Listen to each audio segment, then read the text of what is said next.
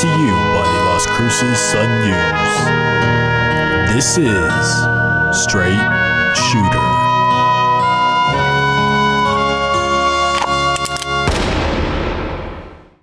What is going on, everybody? This is Justin Martinez, aka Jay the Sports Dude, and if you are listening right now, let me just say thank you for tuning in to Straight Shooter, the podcast where I shoot from the hip and give you everything that you need to know about the New Mexico State men's basketball team. This is the third episode of our season-long journey, so if you're a returning listener, then welcome back. I missed you, and if you're new to the program, well then welcome to the family. Where have you been all my life? I'm coming to you guys from a place that I like to call the Saloon. So Barkeep, what do we have on tap for today? On tap today is a recap of this past week's games, interviews with the team, and a preview of the rivalry game with UNM. Alrighty, thank you, Barkeep. Let's get started. I have my lasso in hand, and it's time for our post-game roundup, where I round up my thoughts from the most recent New Mexico State game. But in this case, guys, there is so much to round up, and that is because the Aggies have played 3 games in the past 6 days. Now, New Mexico State went 1-2 during that stretch with a win against Southern, sandwiched between losses to UTEP and Arizona. So in order to get all of my thoughts into our 15-minute time frame,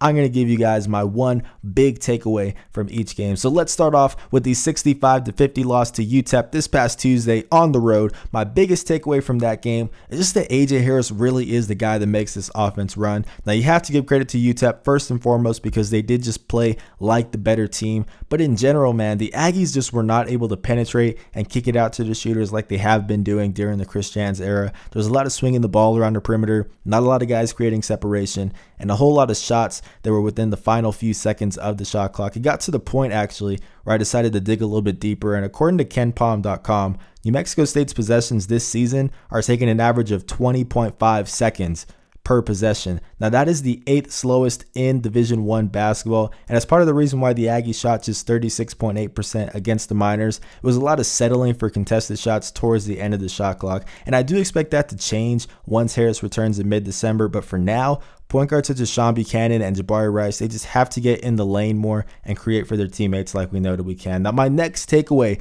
comes from New Mexico State's 79-63 win over Southern this past Thursday at the Pan American Center, and it's that Sean Williams is finding his groove with the team. Now, the Eastern Carolina transfer put up 10 points in what was, let's face it, it was pretty much a warm-up game against Western New Mexico to start the season. No disrespect to the Division II squad, but everybody really faced their first test when they went out to El Paso and faced UTEP, and Williams in particular did not fare well. He got shut out, 0 points in 22 minutes on the court, but that changed in the game against Southern when he dropped 17 points on 4 for 6 shooting from deep. I tell you what, you need to know where the fire exits are at all times when this guy is on the court because he will ignite a run like it is nothing. Now, when I asked him after the game how it felt to get into a rhythm like that, he said, "It's about time." And I don't blame him, guys. Now, joining a new team always comes with a learning curve, but it really does look like he's becoming more and more comfortable with this group as every game passes by. And that's going to be huge for New Mexico State if he can continue to give them some bench scoring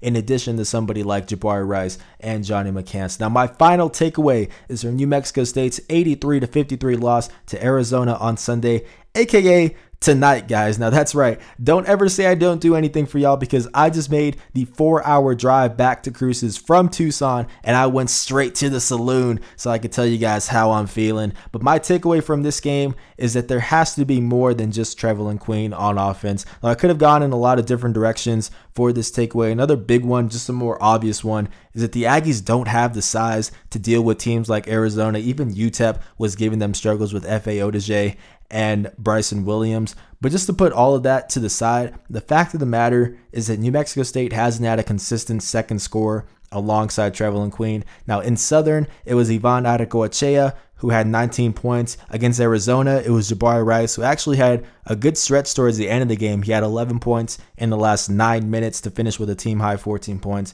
But pretty much on way too many possessions, the Aggies just didn't have someone to make a play and get a bucket. But wait, I think I have a solution, guys. Now, you can't see me right now, but there is a little light bulb going on above my head. Can I get a sound effect for that? Oh, shoot. Okay, the light bulb fell, and there is glass there. Barkeep, can you come clean this up? No? I have to clean it up? Really? All right, let me just move seats. I'll do it later. All right, well, anyways, guys, there is a pretty simple solution to this. Now, remember that guy that led the Aggies in scoring last season, the only one to average double-digit points per game? What was his name? I keep forgetting. I think it was Terrell Brown. Yeah, he's still on the team. Now, Brown has been dealing with a strained groin since the summer, which is why he hasn't been his usual self in his 3 appearances this season. Terrell is averaging 7.5 points per game, nearly 4 less than last season. And he's someone that you guys are constantly asking me about on Twitter. How is Terrell Brown doing? Is he going to play this game? Is he at full strength? Is his injury nagging him? Now, I can really only speculate so much, and Jans can really only tell me so much also, because it is an injury that can change on a day-to-day basis. So for the first time this season, let's actually hear from the man himself, guys. I got to talk to Terrell after the game against Arizona, and here's what he had to say about where he's at right now health-wise. So Barkeep, change the channel real quick while I clean up this glass. Oh. I know that you've been dealing with, is it a hip flexor or a groin? Groin. Recently? Just where you say that you're at right now in terms of your game and just health level? I'm probably like, I say like 80%, 75, 80%, Just got to keep working on my groin, icing it every day, treatment and stuff like that before this next game. But other than that, I feel kind of good, just playing off of it and everything, and just trying to get it better just for this for this upcoming season. Yeah, definitely. What's that process like just on a day-to-day basis? Is it pretty much trainers every day, stuff like that? Yeah, it's treatment every day, probably like 4 or 3 times a day, including like 2 before practice and then 2 after. So it's just a long process, and just got to get through it, man. Yeah. Is it at least like every game do you think you're feeling like you're getting a step back towards it? Yeah, there's times where like I can feel it like just coming back to me, like it gets to like an 8. Start hurting again, and then got to sit down a little bit, get it healthy, and then get back in the game. But other than that, it's really hard just playing off of it, So you just got to get that better. Yeah, definitely. Yeah. I know, like with players like AJ and Clayton now, do you feel like there's just a little bit more pressure to kind of get out there, even though you're not at full strength as of right now? Not really, because we have a lot of players, that can do everything. So I just feel really confident about my team, and I'm not really worried about AJ and Clayton, because they're going to come back and they're going to do what they have to do, and we all going to do what we have to do, to win these games and stuff like that. So I really don't really think about that as much, but yeah, it's hard, It's hard because they're 2 starters, but we got to fight. Right. Definitely. Yeah. How big are these next few days going to be in terms of resting up? Because what is it, like 3 games in the past 6 days, something like that? Yeah, it's 3 games in the past 6 days. So we're going to take this Monday off, I guess, Try to get back to it. It's Tuesday and Wednesday, because we got a big game Thursday. So yeah. Yeah. How much do you look forward to just getting out on the court with your guys? I'm looking forward to it. I'm ready, I just need to get healthier, and we're going to get back to it, Yeah, definitely. Yeah. You mentioned AJ and Clayton will be back around like conference play, I think it is, right? Yeah. So what's this group going to look like when they are healthy? So I honestly feel like it's going to be the same group, same group as, right now, Just everybody going to have to get back to it, get back to working hard, fighting for each other and everything like that. So Yeah. it's going to be cool. Definitely. Yeah. Even though you guys didn't win today, just how much is experience against a team like Arizona? How much is that going to help moving forward? Honestly, it was great just because the size and the athleticism they had and everything, and the length of just their arms and everything. So just playing against that was a real big experience. Just so Pac-12 and Big 12 schools, they're actually bigger. So once we get to that March Madness, and that's what really is going to help us just because of that game. Yeah, those are the teams you're going to be facing. Right. Pretty much. Exactly. Now, an upcoming game against UNM.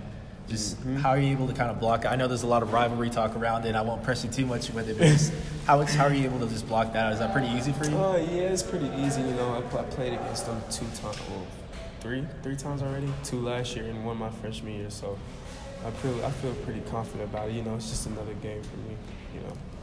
Just go out there and play hard. Definitely. Nothing to it.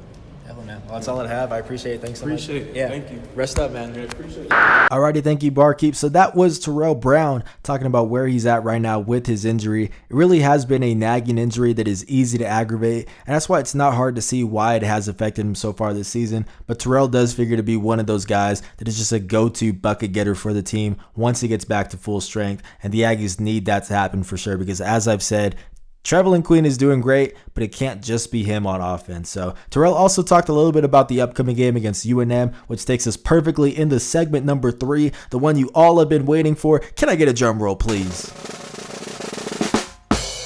So up next on the schedule for the Aggies is a home game against their rivals, the New Mexico Lobos, and as I'm recording this, UNM still has a perfect 4-0 record on the season, but the Lobos do have a road game against UTEP this Tuesday at 7 p.m. So that'll be a great direct comparison since the Aggies have already played the Miners, but either way, here are the top players that you guys need to know about on this New Mexico squad. And the number one player you need to know about, really the number one name you should remember if you're going to take anything away from this podcast, is the name Jaquan Lyle. Now, he transferred over to the Lobos last season from Ohio State and sat out the year, but now the redshirt senior is in the mix, and let me tell you, he is making up for lost time. Lyle is averaging 19 points and 6.3 assists in 30.5 minutes per game, which are all team highs. He is a 6'5" senior that is a true penetrate and dish point guard. He doesn't have a lot of speed to him, but still he has great length and strength at that position. And I think he can still be a little bit too passive at times, which I know sounds crazy because I'm saying that he's averaging a team high 19 points per game,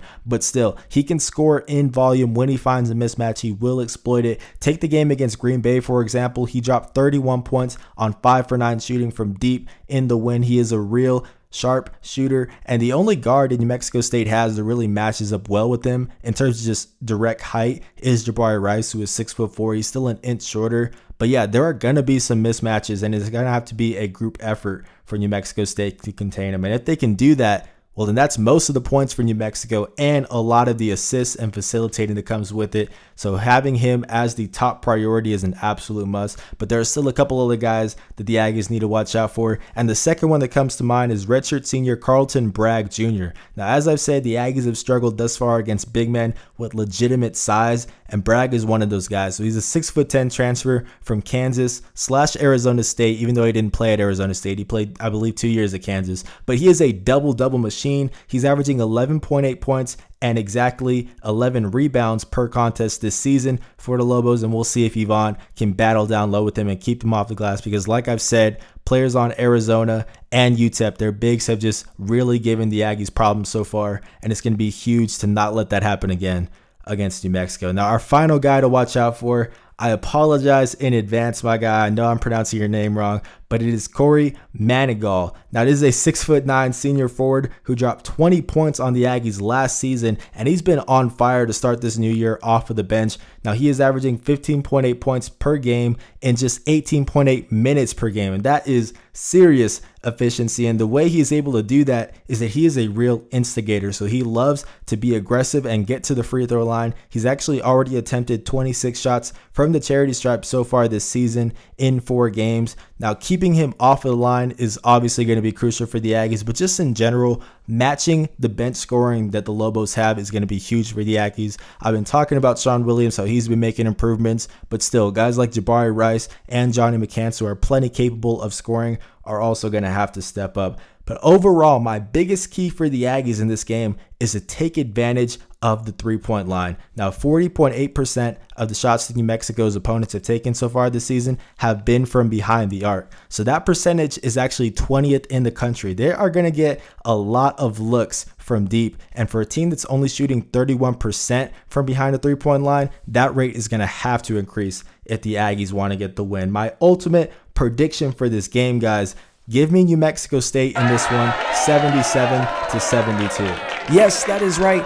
Go crazy, celebrate. And let me just explain really quick why I'm going with New Mexico State. Now, just simply put, I don't think that the Lobos have been tested yet this year. I know that they're 4-0 as I'm recording this, but they beat in Eastern New Mexico, Cal State Northridge, Green Bay, and McNeese State. No disrespect to those programs, but it's nothing that's really gotten my attention yet. I do wish that I could have recorded this podcast after their game against UTEP, because then that is a true direct comparison since the Miners did beat New Mexico State. But because that hasn't happened, it's just really hard to say that this Lobo squad can beat an Aggies team that they lost to both times last season. I know that Jaquan Lyle is going to make a big difference. Just the more that I've seen him, the more that I really like his game.